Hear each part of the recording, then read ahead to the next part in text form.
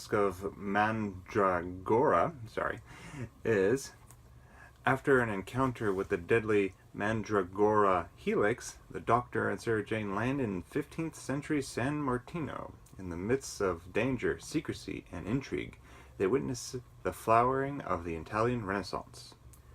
As the Masque to celebrate the accession of the new Duke of San Martino approaches, the Doctor realizes that a third visitor has arrived with him in the TARDIS. It is a force with the power to wipe out human civilization forever. The Doctor has brought it to Earth, and only the Doctor can stop it. The overall story of the Masque was actually pretty well done. Pretty well. I actually quite enjoyed it. It was interesting to go to that certain time period. It was nice to see the costumes were kind of well done. Were very well done. The history that was going on there, because it was just before the Renaissance, so you got to see some ideas starting to flower. Like the Duke was getting more into scientific stuff, whereas the old Duke, who's trying to kill the new Duke, wanted to do the old ways, the old barbaric ways with soothsayers and that stuff. So it was pretty cool. It was a nice little bridge point between that. There was also great location, because they actually filmed in a pier in unfortunately I forget what the pier's name is at the moment, but there's a part in London that's like a tourist attraction, not in London but I mean Britain, like towards the north, I think, that is an actual location that was used centuries ago in Britain, and they filmed in that location, and it was a very good location. I didn't really have, this isn't a problem, it's just that to me when looking at it, I didn't 100% believe it was Italy, because it would look like a location you could set anything in. It could be, Italian Renaissance like they did, or it could be Spain, it could be French, it could be almost anything European you could set in that location. So it's not a bad thing that I kind of wasn't 100% believing in it, because I could see like every other different, different settings for that location to make it believable. But at the same time, it was just perfect for them, and I really enjoyed that location. It was nice to look at. It actually felt real. It was great and wonderful. Like I said, also the costumes were very well done and believable. The overall the main storyline with Mandragora, that was interesting. How it's the Doctor that brings it, because he gets sucked. The TARDIS gets sucked into a black hole, and the Mandragora energy helix comes into the TARDIS when the Doctor isn't looking, and then comes out to Earth, and this cult mistakes it for like takes it as like an ancient god or something that's going to grant them power, which it does, and wants to take over the world. That was the main storyline, and that was a good storyline. That was pretty interesting. It was kind of cool. And then also there's the subplot to where this current ruler is kind of like wants to keep his throne, but the new Duke is coming of age to rule, and the old one wants to get rid of him and kill him, but and so that he can keep his position. But plus also he doesn't like the ways he's thinking, new age, thought and science and all that stuff that comes with the Renaissance. So he didn't like that. He wanted the old soothsayer stuff. That was pretty cool and added some tension. The excuse me, the subplot with the between the Dukes, that took over the majority of the episodes. It wasn't, because that one suddenly became the main story plot for a while, and the Helix took a step back, and we only got to see that one every once in a while. So this story has a lot of dialogue, so it kind of slowed everything down a little bit. Not to a painful rate, but to a tolerable rate, because you'll notice it's like, this episode's kind of going a bit long. Oh yeah, that's because people are talking a lot. It's not a bad thing. Like I said, it was at a tolerable level, so you don't feel like you're being educated or you're just having this stuff just fed to you. It's just like, okay, can we get to the story? It was actually decently paced. Everything went well, and then once that storyline was done, we got back to the Helix. It sped up a bit more, and then it went at a more subtle pace. And it was a little bit more interesting. The special effects were pretty cool.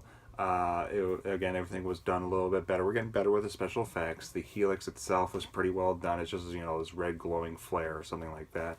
But it was blended in nicely with shots, particularly this one scene where this Helix goes across water and it steams up, and every time it hits something the water would steam up at its position. So that was pretty well done and blended in.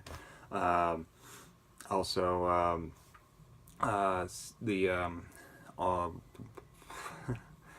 uh, sorry. Also, how the editing of locations were put together because they, of course, they're studio based, and then they would go. They would also edit together location shooting with the studio stuff.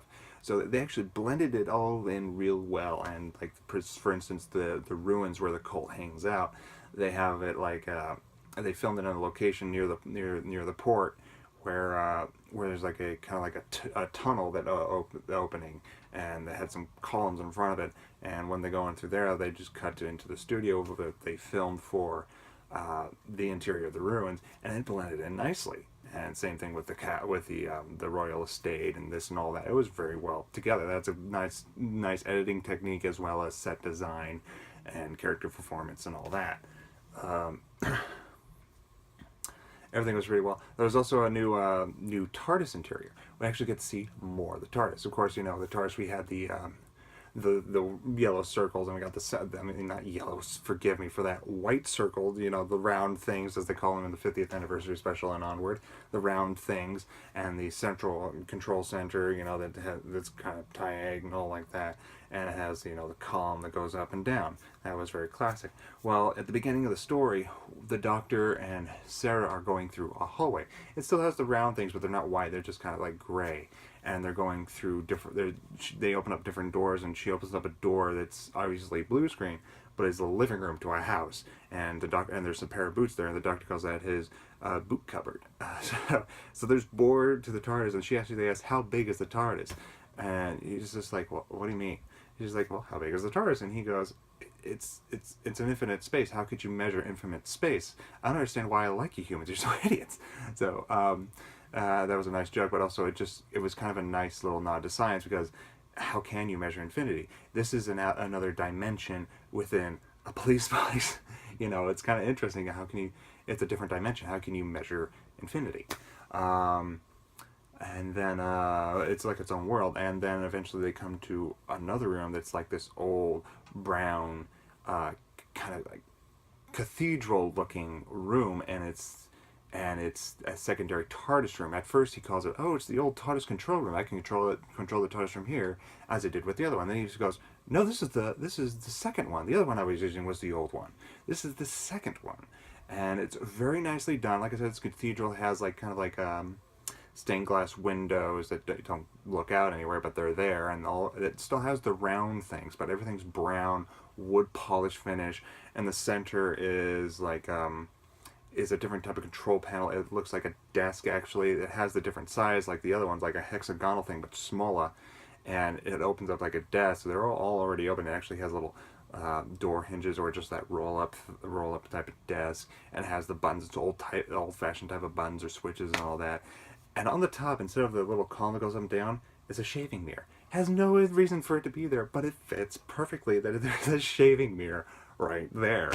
Um, and and then a part of the wall will come up for the scanner to go up, and then off to one side of the wall, opposite the camera, is a short flight of stairs that go into a hallway, and that's the exit to the out of the TARDIS. And people have actually wondered, well, how do they go out through there, out the front doors, when the other TARDIS control room area, the doors would open and they go out that way, out of the doors of the TARDIS? So how did the whole world just shift to the open door, or are they transported immediately from that exit way out the doors? Because we don't see doors open. So that's something up for debate, and a nice question if you want to ask a physicist who's a Doctor Who fan how that would work. So that's seriously up for debate. I'm all for the whole world dimension and the TARDIS just shifting for the doors, but it is a neat idea that they're kind of transported, or there's two different openings that go out the same way, like they share an exit way. That's another nice little theory too. That would be pretty cool to discuss, or something to talk about to a physicist who knows more about the interdimensional travel. But it was all pretty cool, and also they had nice little nods to the other Doctors. Like the Doctor actually picks up a dusty, fluffy, frilly shirt that's a reference to the Third Doctor and blows the dust off it, and Sarah finds a recorder flute that's in reference to the Second Doctor. So all that was pretty cool, and I like this secondary TARDIS control room. It's actually smaller, and it was smaller on purpose because the producer got tired of the big TARDIS control room, because it took up pretty much half or the full stage to actually make. So they needed something small that they can always just tuck to the side so they can have room for on the soundstage for the other sets.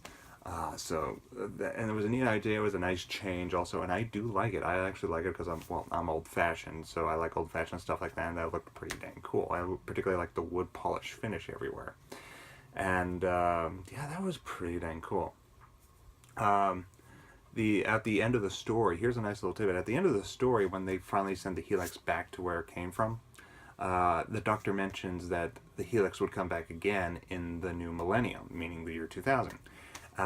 This has never happened in a Doctor Who story on TV. However, the Eighth Doctor in the radio broadcast does run into this again. So the Eighth Doctor in the radio broadcasts, radio shows, I forget which one, runs into this. There's actually a whole story that the Eighth Doctor does with the Helix. So that was pretty cool that they picked up a story from there to do that.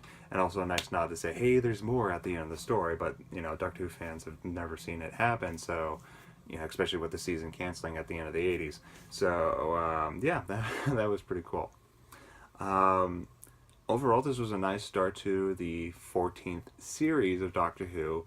It kind of makes me, wonder what's going to happen next. I'm ready for another Newton, what happens next, although unfortunately what happens next is Sarah Jane's last story.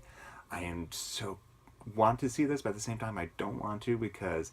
like I said many times before, Sarah Jane is the best companion of all time. I can see why. She is actually one of my favorites, and it'll be sad to see her go. I have to give this one a good solid 3 stars out of 5. It was a nice opening. It was great, enjoyable to watch. Everything was beautifully done. It was a good one. I do particularly if somebody's like me who likes historical stories from Doctor Who or just history in particular. It's a nice story to see historical accuracies and inaccuracies, as well as look at some of the old-fashioned styles and stuff like that. It's pretty fun.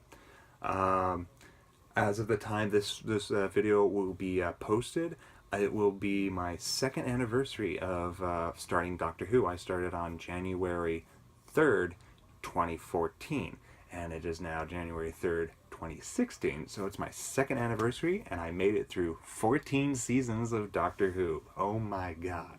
So I'm almost caught up with the new series. It's just gonna be a little while. I'm hoping to get to season 21 by summer. I'm hoping to get there. That may or may not happen depending on things go. So yeah, it is pretty dang cool. So yeah, Doctor Who is an enjoyable experience. As the first Doctor once said, what started as a mild curiosity in a junkyard turned into quite a spirited adventure. And thank you for watching.